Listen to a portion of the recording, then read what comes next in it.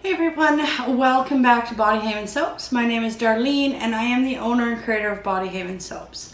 Today's video is going to be on that always asked question, preservatives, but we are only going to go over the criteria of selecting a preservative. Now this is a question I get asked a lot, almost daily. I get emails about preservatives. And I never give you quite a straightforward answer. I don't think I've ever just said, oh, we'll definitely use this preservative. Simply because that's dangerous. You have to understand the preservative to be able to add it into a formula, but you also have to understand the formula to be able to pick the preservative. So it's kind of a complicated thing and it can create some safety hazards. For me just to say, well, go and use Dermal Plus, but I don't know your formula and I don't know the pH of your formula and I don't know the ingredients of your formula. It's pretty hard for me to say that and me be honest with you. It's a huge picture and I just don't want to throw myself out there and tell you to use something and then be wrong about it. It comes down to safety. And for the ones that have asked me about preservatives and why you don't just get a straightforward answer, I mean, I do respond to you about how to look into a preservative, but I've never told you what preservative to use, and that's why. Now, I've been promising videos on preservatives for a while now, and this was a complicated thing. This is a really big subject, so I had to really think about how to approach this subject.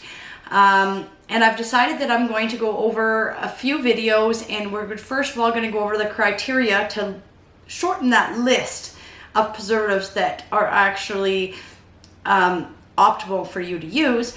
And then I will do videos on specific preservatives. I'll probably do 2 or 3 in a video and I'll pick those 3 preservatives, go through them, the benefits of using them, their pH range, all of those kinds of things to bring you guys that information. But today is just going to be on the criteria, okay, of the preservatives. It's an important thing to understand. All right, so before we get into it, I just want to put out a huge thank you to all of you subscribers. My subscriber count has gone up quite a bit, and I know I'm still a small channel, but it's very exciting to me. So I do appreciate all of your guys' support and watching my videos and, you know, the likes, the comments. I truly enjoy interacting with you guys, so feel free to comment or ask questions. I do my best to answer them. Some, like I say, the preservatives, I'll give you an answer, but I don't really nail it down for you because you really do need to understand that. But I love communicating with you guys, so thank you so much. And thank you to all of my Patreons. You guys have been amazing to communicate with, and some of the feedback that I've gotten, you guys are enjoying the Patreon, and hopefully my answers and giving you guys questions seems to be working well for you. So once again, thank you so much for your support. And I greatly appreciate that. And if you are on my Patreon, you have questions, please feel free to ask. That's why I'm there. But thank you. And just a quick update on what's going on in the soap studio. So I did a quick update last week showing you guys that we had started the drywall. Drywall is completely up. I have done all of the mudding, sanding, all of that kind of stuff. We are doing it all ourselves. For one, it saves us a ton of money. Second of all, by the time we waited for an actual tradesperson, it could be months from now because they are so busy with all the homes. So we are doing the whole basement ourselves. Right now, I am just focused on the soap studio to get that up and running. So I have done all of the mudding, far from a professional drywaller. Here's a quick little video of where we are. Since this video was taken, I have got the coat of primer on. And hopefully later today I get the ceiling painted and I get the first coat of paint on. I have purchased the flooring to go in. I have all of the trim. I have the door that just needs to be painted. It's ready to be fitted and hung. And I did order all of my tabletops and stuff, my working tables and stuff, which will be in Tuesday. So hopefully Friday, Saturday, you guys throw me as much good luck as you can. I will have my soap studio ready to start putting the things that I've purchased in. So very exciting. All right, so you can look forward to seeing the finished product of that. But for now, let's get into this video. Okay, so the criteria of selecting the right preservative. This is a big question. Now, the list of preservatives that are available to us is this big. If we go through this criteria, we can actually shrink that list down, making our life so much easier. That's why I've decided this is the first step to show you guys. So now there's a lot of information out there on the internet, a lot of false information. You really have to watch where you're sourcing your information from. I've seen multiple times where people say vitamin E and essential oils is a preservative. It is not. We talked about that before. It is an antioxidant. We are talking about specific preservative. It is the only way to preserve and have shelf life of your product and keep you and your customers safe. All right. Now, this is a huge controversial topic simply because we all want to have natural products, and I mean, so do I. But in saying that, as I've said before, if my products are not preserved right, I have bacteria growth, mold, yeast, staph, things like that. I don't want to be rubbing that stuff on my skin. So my shelf life can be days and weeks without a preservative, and I have no shelf life whatsoever. So we have to use a preservative in most of our products. As makers or creators, it is our job to guarantee safety of our product. So this is where we need to start, okay? There are so many choices out there. So in general, most things need to be preserved. Anything with water definitely needs to be preserved. There is the odd thing that doesn't. So if I was making a body butter that had just butters and oils in it, nothing else, well, I could use a vitamin E to extend that shelf life. There is no water, that type of thing. We also have to consider the risk factor of that product. So there's not one preservative out there that is going to preserve every formula you create. I have multiple different preservatives that I use. I don't use one specific one for everything because that's just not how preservatives work. Different things will determine the preservative you're going to use. So with the controversial aspects of this, guys, theoretically, if it's approved and safe for consumers, then it's considered safe. However, there is more natural preservatives out there, but you're still going to have to use that preservative. So first of all, the first question you're going to ask yourself is, what is your company or your product philosophy? It is one of the most crucial things that we can do is make sure that if we're promising something to our consumers, that we are making sure that our consumers get what we're promising. Now, if you're going to put organic on your ingredient promise or your product promise, then you must have organic, right? And I see a lot of people, and I mean, I don't call people out on stuff, but there is a lot of people out there on their websites that say they're organic and all of these other things as a selling key feature, obviously, because when I look at the ingredients, there's no way it's organic. You're not going to use Dermal Plus as your preservative if you're promising an organic product to people. It's not an organic ingredient. So, and I've seen that out there.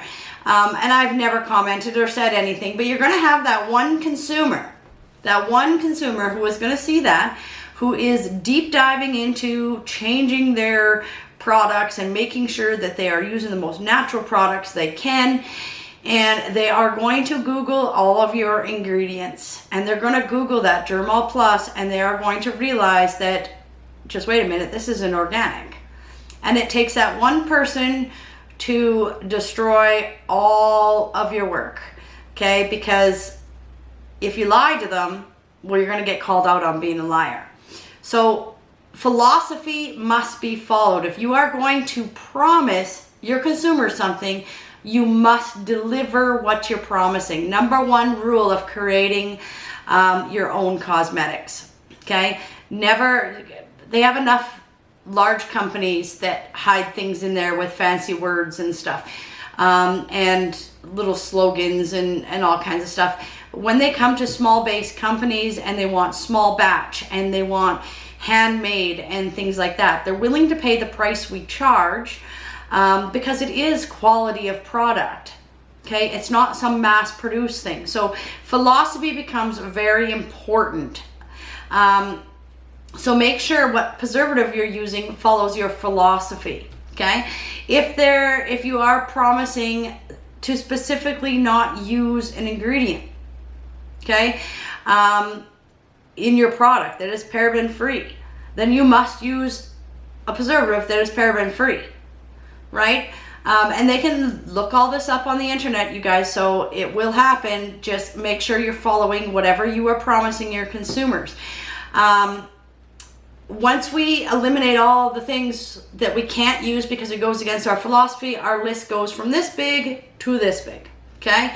And we get rid of the ones that we are not going to use because that is not what we're promising our customers. So we want to make sure we're avoiding those certain ingredients that contain the things that we've promised we wouldn't put in our product, okay?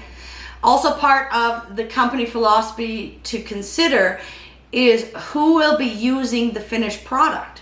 Okay, is it going to be for babies? Is it going to be for teenagers? Is it going to be for adults? What is the usage? Who is going to use this product? Some preservatives can't be used on kids under the age of 3. You need to know this, and you need to make sure that you're not selling it to that age category. And I would put on my warning label simply not for use for under the age of 3 if that happened to be the preservative I was using. Okay, so keep that in mind. Also, what part of the body is it going to be used on? Okay, so this is a philosophy of your product. Is it a wash-off product? Is it a leave-on product? Does it go near the eyes? Is it for on the lips? These are considered close to mucous membranes. There are certain preservatives that just cannot be used.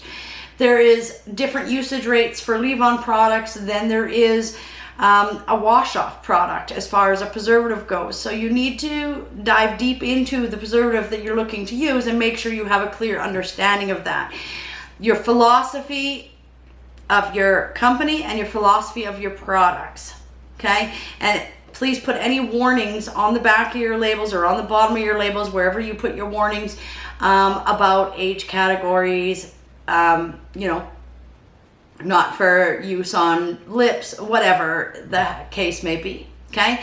So you must follow the philosophy. Always give your customers what they promise. Do not try to hide things. Do not try to fib things. You will get found out and it will cause a problem. Number 1, that shrinks our list way down. All right, number 2 is going to be our regulatory considerations. This will limit your list again.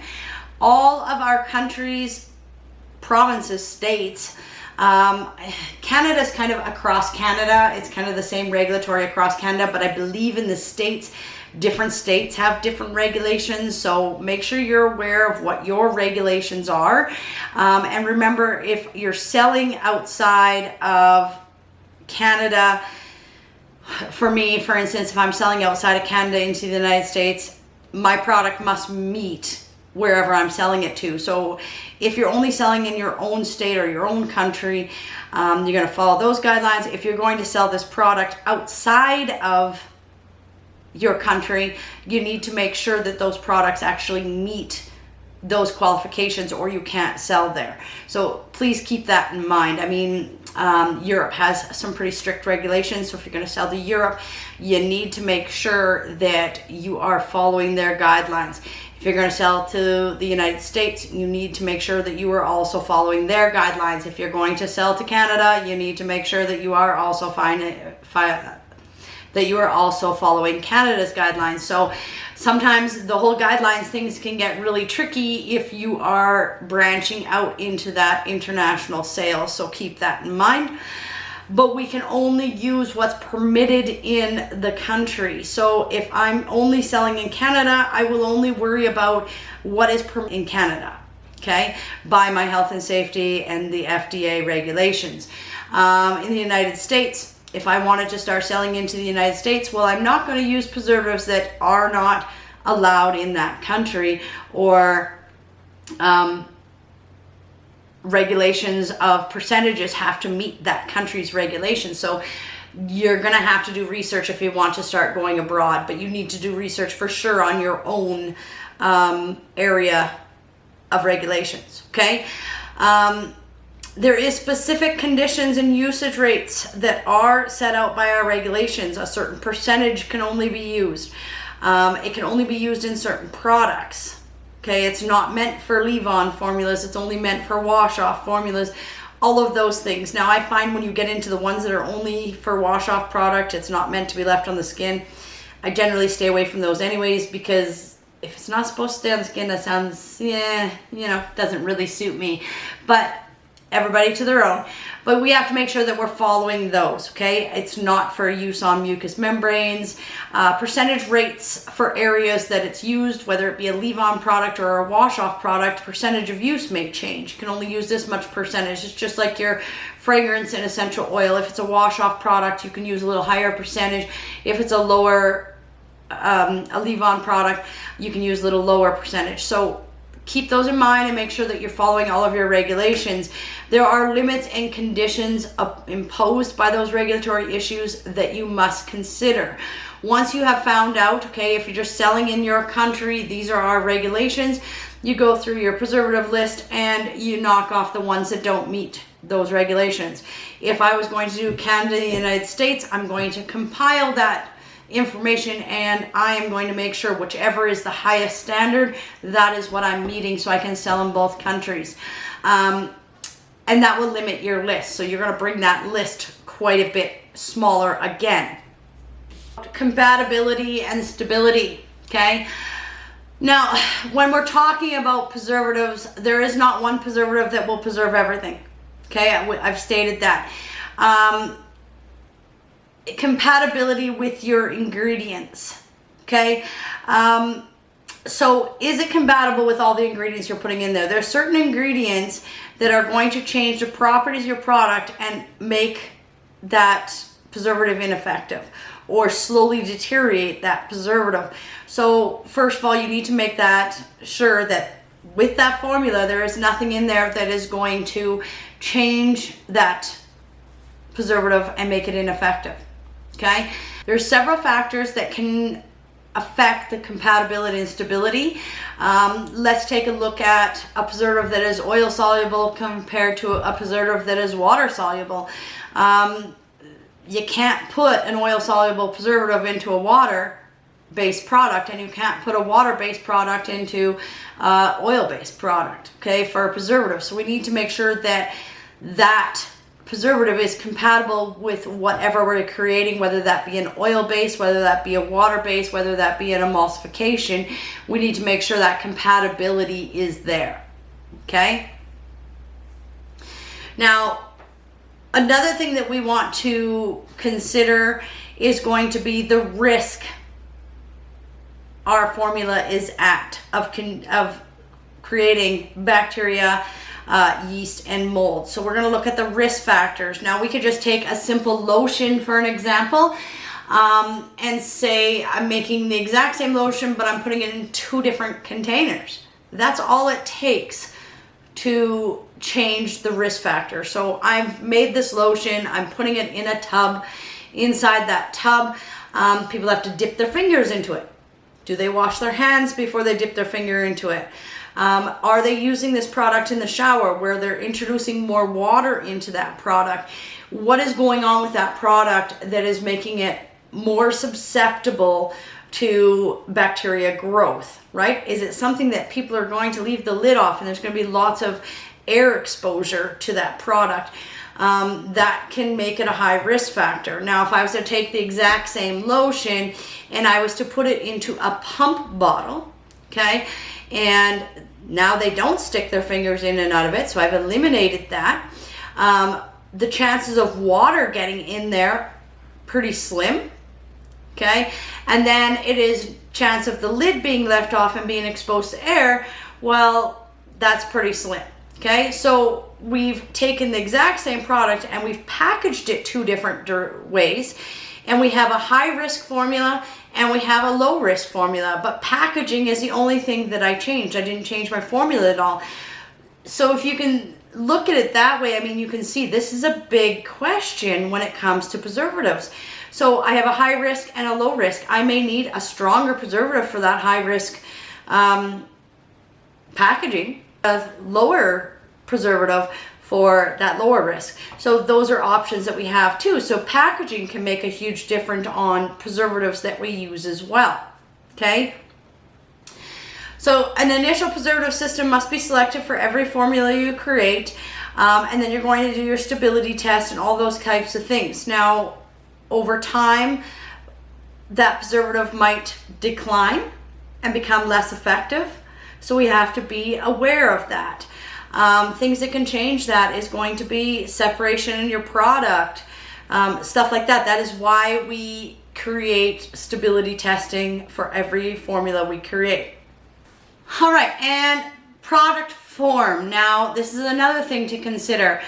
The form of a product, not all preservatives are going to work with. So we're going to be able to eliminate some preservatives that don't work depending on the formula we're creating. So if I'm trying to create a translucent formula that at the end product is going to be translucent, I need to make sure that I am using a preservative that is not going to change the translucency of that product. Does it disperse well and mix through and blend with all of our products, okay? All of our base needs to be preserved, not little pockets of it. So we need to make sure that it is completely soluble. I already talked about that. And then the chemical creation as well can change color. It can change viscosity of your product.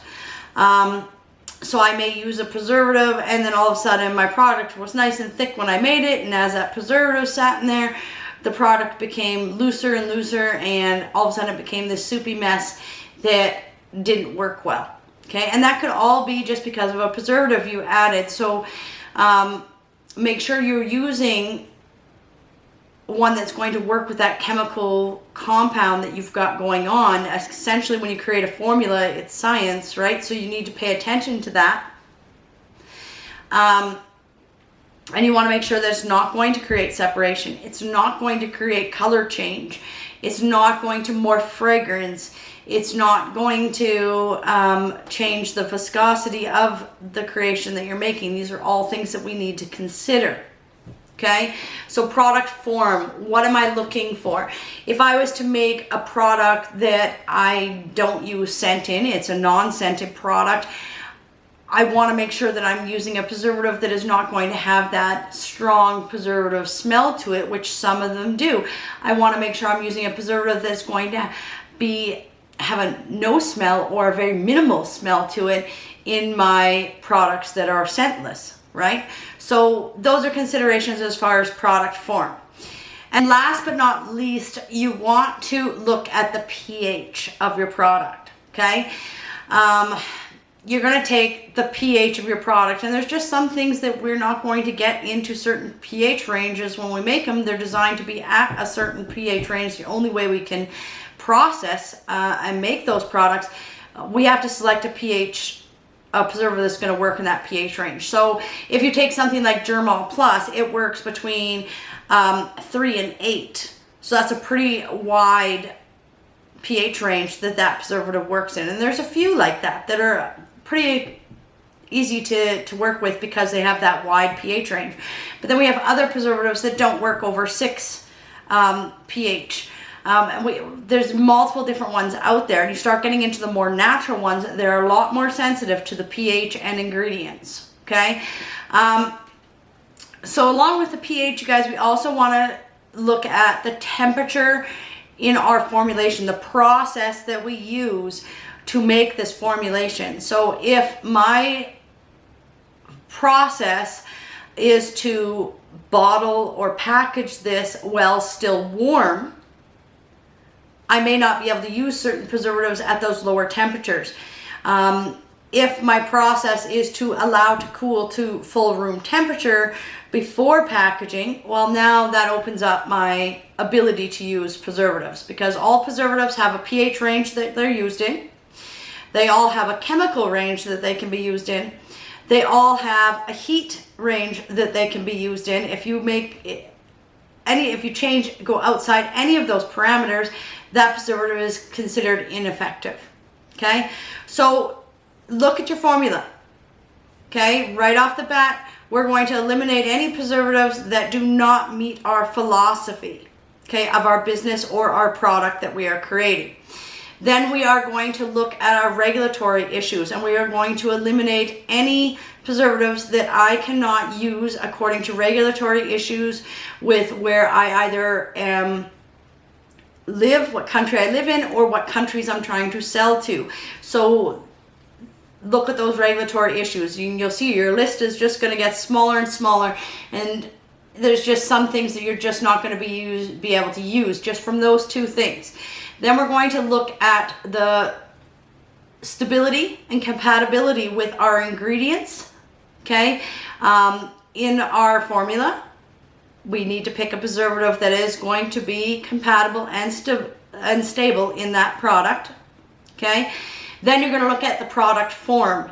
Anything that's going to change the product form, such as color. Is it going to morph color? Is it going to change something that I want it to be white into a tan color? Does it have a strong odor where it's going to affect the fragrance of my product? Is it going to create separation in my product? Does it change the way that it feels when we put it on the skin? Is it going to leave a tacky feel? All of those types of things for the product form need to be considered as well. Okay, and then you're going to look at your pH level and make sure that that preservative actually fits in that pH level. And then you're going to look at your temperature that preservative can be added in, and your steps in your formulation. Is that preservative going to be able to be added in at the point that it needs to be added in at? So once you've done all of that, guys, you're going to see that the list you have is this big. Okay, and I use several different preservatives, you guys, because I make tons of different products, and when we're making those products, I need to make sure that I'm using the right preservative according to all of these factors I just discussed. So this will be the first thing that you will look at, and it will eliminate a lot of those preservatives off your list. And then once you get down to your actual formula, now your decision is going to be a lot easier. Okay, so hopefully you guys found this information helpful, and I would take a look at your preservatives. Now, most of the information about your preservatives can be found through your supplier. There should be a safety data sheet that they should provide for you. There should be just quickly in the description what it is, what's in it, and the preservative pH range it can be used in, and the temperature rate it can be added in. You should be able to get those just right on the page that you click on. It should be in the information. And you can go deeper into that. Even if you wanted to see what the FDA says about a preservative, just go to the FDA website, type in the name of the preservative, and their paperwork will come up on it. I do it all the time to double check things. I'm a why person, so I always need to know the why. You can tell me that this is how you're going to do it, but I want to know why we're doing it this way. So that information is all readily available to you guys on the internet. I will be bringing videos to you guys on specific preservatives. I'll probably do 2 or 3 preservatives in a video, and I'll do 2 or 3 different videos. I'll try and go through all the preservatives that I use, why I use them, and how I use them, and how I went through the selection of that preservative for that certain product, and all of that kind of stuff. But this is a base for you guys to start from for all the ones that were asking me about how to select a preservative for your formulations. If, as always, you guys, you have any questions, please ask them below. I'm more than happy to answer them for you. If I don't know the answer, well, then we can both learn something, because I'll definitely find the answer for you. But in general, you guys, the only way we learn is by asking questions, so don't hesitate to ask if you have anything. All right, I hope this was useful to you, and you guys have a great day.